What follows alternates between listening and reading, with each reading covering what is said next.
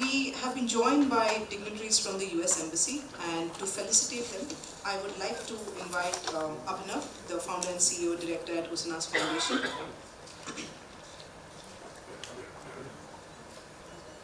Mr. John N. Winstead, First Secretary, External and Political Military Affairs. I request you to kindly join us here.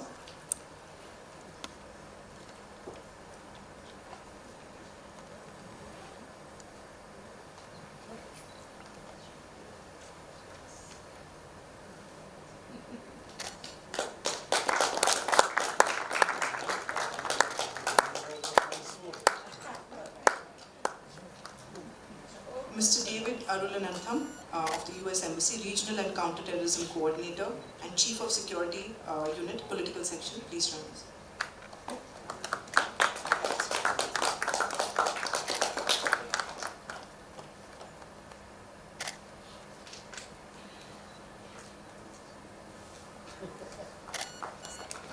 Mr. Aditya Patil of the US Embassy, Political Section, Security Unit.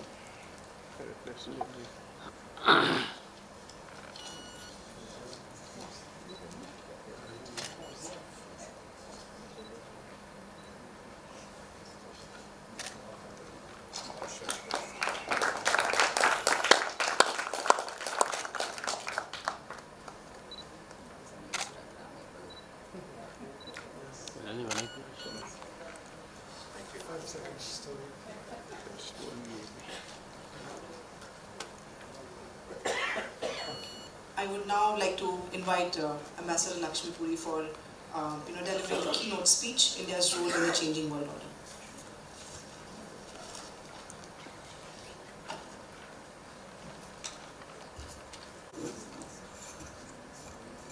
Good evening. It's a great pleasure to be here in Udaipur, and thank you to Abhinav Pandya, Dr. Jain, and Dr. Ambassador Anil Trigunayat for inviting me and giving me this honor of this keynote address. I would like to use this occasion, now that we are in Maharana Pratap's city, but also in this conclave. It's a dialogue which is named after him, Maharana Pratap, to really look at where is India, what is the global world order right now, and where is India in that. So let me begin by saying that I would like to focus on the will to power, India's journey to greatness, to becoming a great power. So, now this is a theme that has really been with me since I joined the Foreign Service, represented this civilizational state of India around the world. And for 15 years I was as an Indian, but in the United Nations. And I never once doubted that India will be great, will be a great power. But the question was, and I was always agonizing about, whether it will be, or when will it be, how, and in what kind of circumstances will be reached. So it is against that background that I would like to put forward also this concept of India's journey from being just hold on. what is variously being described as a bridging power, a balancing power, a major power, into being a leading power and a great power in the next 1 or 2 decades. So that's the key. Now, why now? And why does India matter? Because India matters more to the world today, and the world matters more to India today than it has ever been before, since its independence 75 years ago. And why do I say that? Because it is the most populous, maybe almost, or if not, the most populous country today, 1.4 billion people. Youth-rich country, over 60% are young. So it is rich in talent and potential and labor force. And the demographic dividend thereof is the fastest growing and dynamic economy, 5th largest now, but very soon will be the 3rd largest. And then it's playing and is poised to play an ever expanding and even indispensable role in the regional and global security and in global governance institutions. Now, if you look at the world order, it's going through what one can call, or it is experiencing, tectonic shifts. And in the, we were earlier talking about Mahabharata, but there is in India the concept of Yuganta, the epochal changes, the change of an epoch, moving from one to another. That's what the world order is going through right now. And in that, also, in that context, Yuganta also symbolizes Lord Vishnu and the confidence and the energy of Lord Vishnu, and which Prime Minister Modi's India exudes at this moment. It's a positive, nurturing force to reckon with in the world. Now, what are the major inflection points? Let us look at them. We have had the World War III type of COVID-19 pandemic with its social and economic meltdown and technological acceleration. We were listening to the panel on technology and particularly social media, but I think the kind of acceleration that took place during that period was unprecedented. And also, it had a decisive influence on geopolitics and geoeconomics. It unleashed a sharpening US-China great power strategic competition and systemic rivalry, a Cold War 2.0 mentality which Foreign Minister Wang Yi referred to. And it added to the growing US-Russia. It put India in as another rising power in Asia and a democracy in a pole position. It signaled the moving away from a unipolar world order into a bipolar one, but even perhaps an inexorable shift to a genuinely multipolar, multi-civilizational one, creating opportunities for India to be a mover and shaker in this new world order. China, which is no longer rising but has risen, has assumed what it itself accused other countries of, hegemonic Middle Kingdom postures, as its aggressive expansionist actions in the South China Sea, Sino-Indian border, Hong Kong and Taiwan indicate. The COVID-19 crisis also exposed the world's over-dependence and vulnerability to the Chinese economic behemoth and China-led hyper-globalization.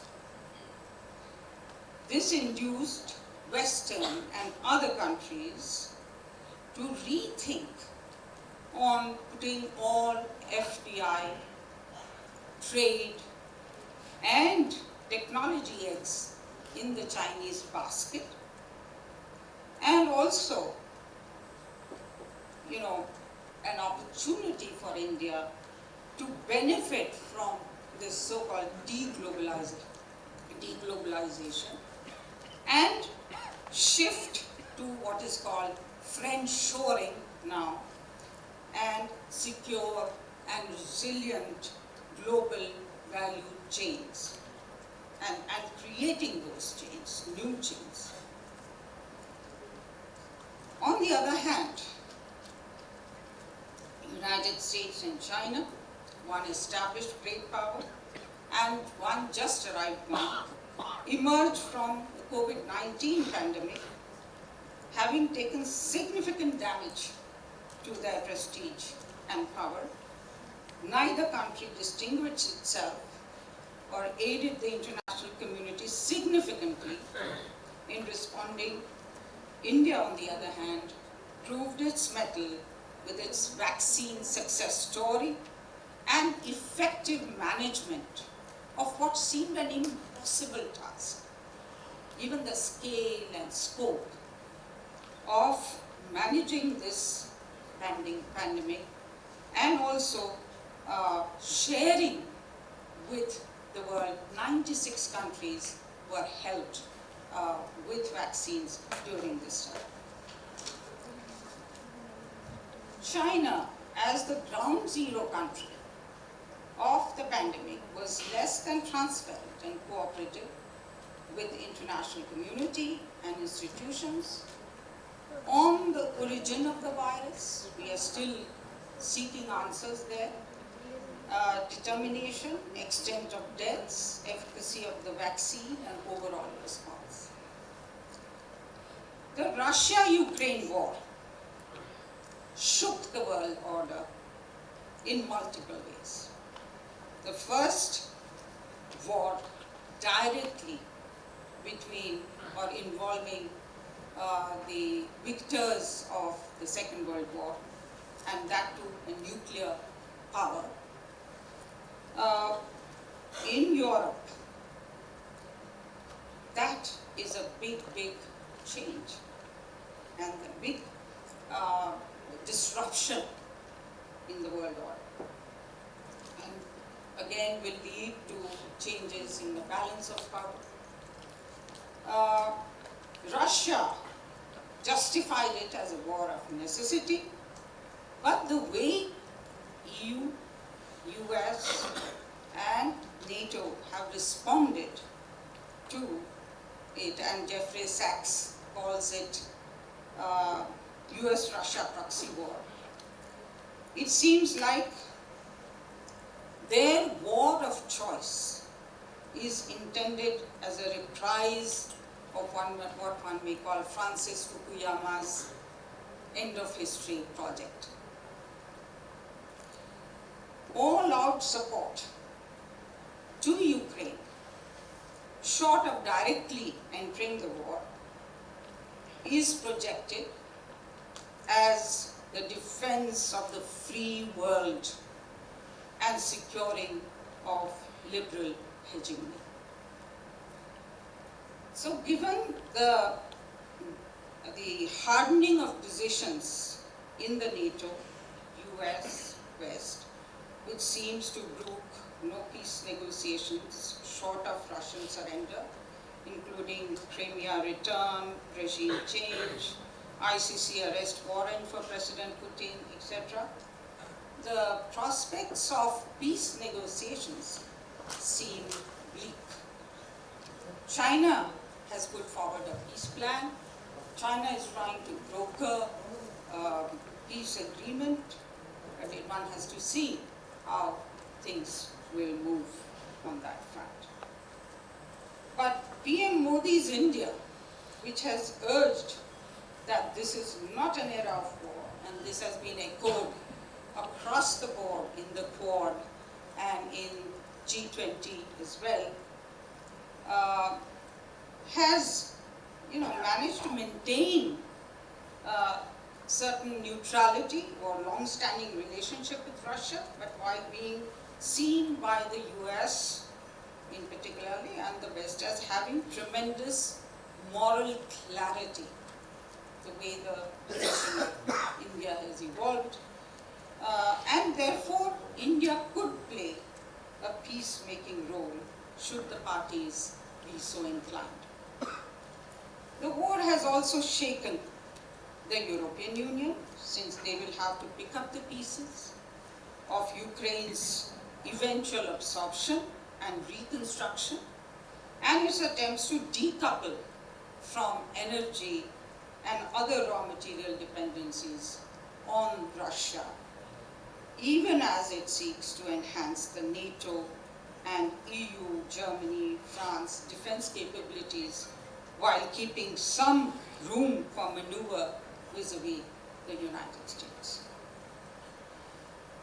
Now, if we turn to the reform of multilateralism, the multilateral institutions and rules for global governance they embody, that is the United Nations, the Bretton Woods institutions, monetary, IMF, World Bank, and the WTO. They were severely tested during this crisis, both and all of these crises. I have not even mentioned the Afghanistan. But whether it is in dealing with the COVID crisis, preventing the Russia-Ukraine war, or brokering peace, or mobilizing the world to cope with the 3 Fs, food, fuel, and fertilizer crisis, the UN and the international organizations have not really been up to the mark.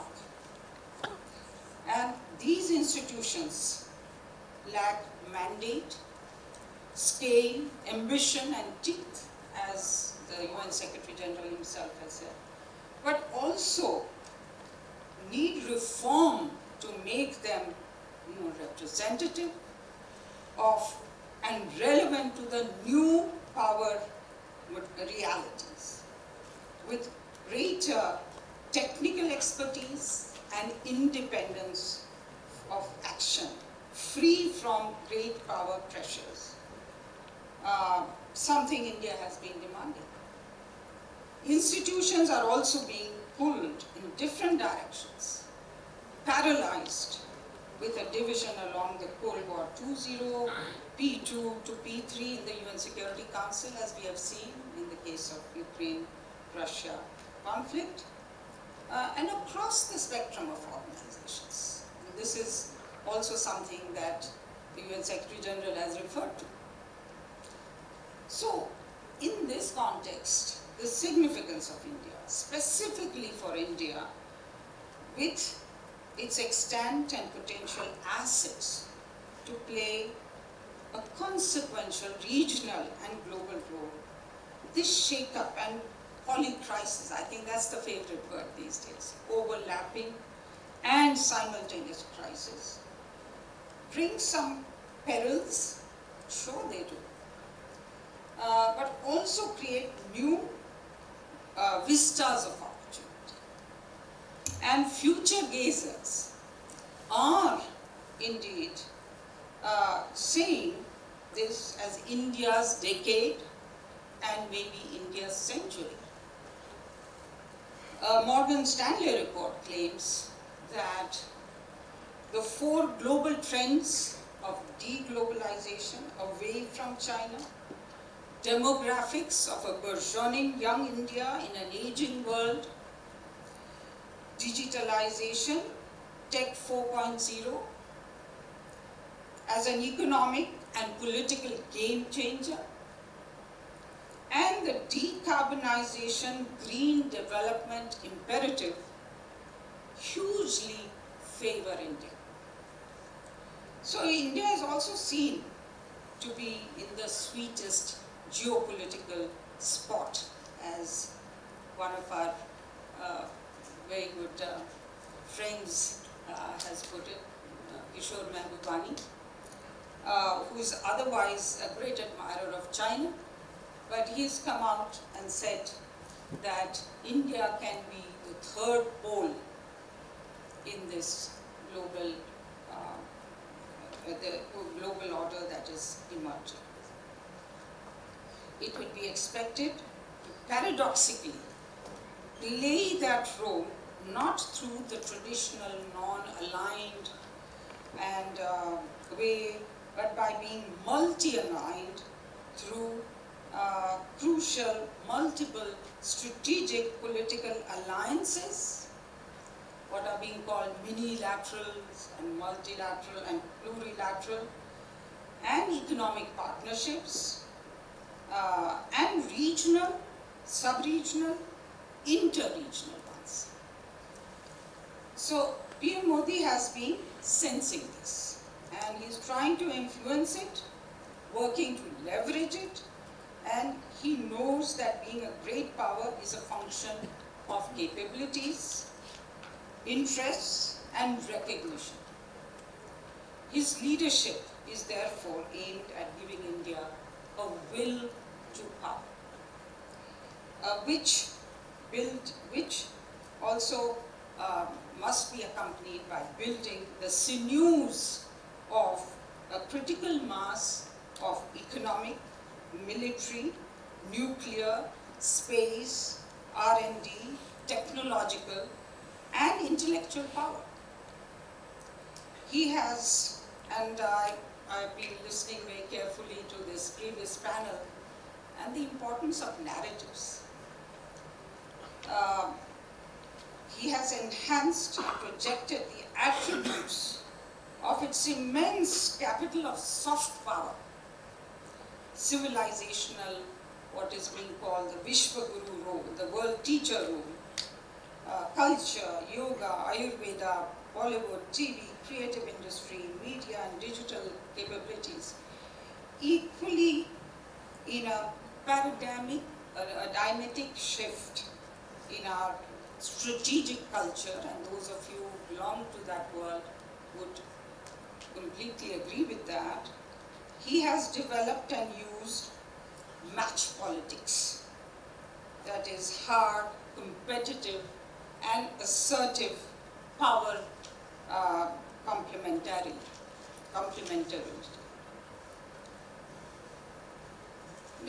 Prime Minister Modi's foreign policy during his tenure, major challenges have been faced, but also unparalleled advances have happened in foreign policy. And whichever area you look at, with some exceptions, and which I will mention. Some major departures include the novel and decisive approach adopted for great power relations, retaking the initiatives that made India a natural part of the management of the regional and global order, bringing new self-assurance, asserting India's new position in the international system as a power in its own right, and this is very, very important, jettisoning old historic hesitations. He has forged a strong, comprehensive Indo-US strategic partnership as a critical lever to secure core national objectives and enhance maneuvering space. And the national objectives of material, military and technological power, in which the US is a core ally, a core enabler, a core partner. And then of course the strategic autonomy, thereby the maneuvering power that one gains. He has expanded engagement with Japan and Europe, reconnected with the Anglosphere on India's own terms, and stood up to pressures from China and pushed back on cross-border terrorism from Pakistan, and set out the Blue Chakra, the Indian Ocean Rim Association, the Maritime, the Sagar Vision. That is the next frontier. Other major powers in the Indo-Pacific, like Japan and Australia, are reassessing their security postures and strengthening their capabilities, and see the virtue in strategic partnership with India, including as part of the Quad with US. In West Asia and the Middle East, and Ambassador Tribhunayath is an expert on that, what Prime Minister Modi's government has done, that it has really broken ground and enhanced partnerships like never before, and moved from the transactional to the strategic. Also, with the Arab countries, India has struck the best ever partnerships, and amidst the contestations of Afghanistan, India has attempted to build robust strategic relationships with its near neighbors, because Central Asia, Asian countries are our near neighbors. And I must also mention that we have, in the case of West Asia, we are also breaking new ground with minilaterals like I2U2. I'm sure you know what this means. Prime Minister Modi has sought a defining role in global affairs for India, with the Indo-Pacific as a major theater of impact and security construct, where the contestation between the two great powers, the US and China, is playing out. He has tried to enhance India's systemic and normative weight. They manifest themselves in India's vision, policy making and proactive role in and for advancing the global public goods, from sustainable development goals. If India does not attain them, if India does not show a role model in itself as a role model in that, the world will not attain them. So India has been taking a very proactive role in that. Similarly, on climate action, it's no longer a defensive agenda, but taking the lead in climate action. And of course, the vaccine Maitri and pharmacy of the world role. Prime Minister Modi's India has also pushed for purposive multilateralism while opting for minilateral, plurilateral mechanisms, which I have already mentioned, and also for changing the global south. New ways of mobilizing the global south, but also changing the global south. And through strategic realignments and transformative bilateral and global partnerships, he has positioned India appropriately onto the trajectory of what may be greatness. And Prime Minister Modi is the first Prime Minister to articulate India's great power destiny vision. As was mentioned, Amrit Kal. India at 75, Amrit Kal up to 2047, where India becomes a developed country and, of course, the second largest economy of the world. The distance to be covered is long and considerable, and the obstacles are many, but there is an emerging consensus that it is a mission possible. And provided certain reforms are executed, goals met, and there continues to be a bold and visionary leadership like that of Prime Minister Modi, which exhibits the will to realize it and also which is not constrained into taking baby steps but giant leaps, giant strides towards the goal. As some strategists have said, self-realizing India's great power goal will require protecting achievements already there. And we see everyday threats to those achievements. What are those achievements? Those achievements are civic nationalism, territorial integrity, and the liberal democracy. So all of these three achievements of the Indian state and the Indian nation and India's place in the world are very much to be guarded and to be sustained, and along with that, relentless transformation.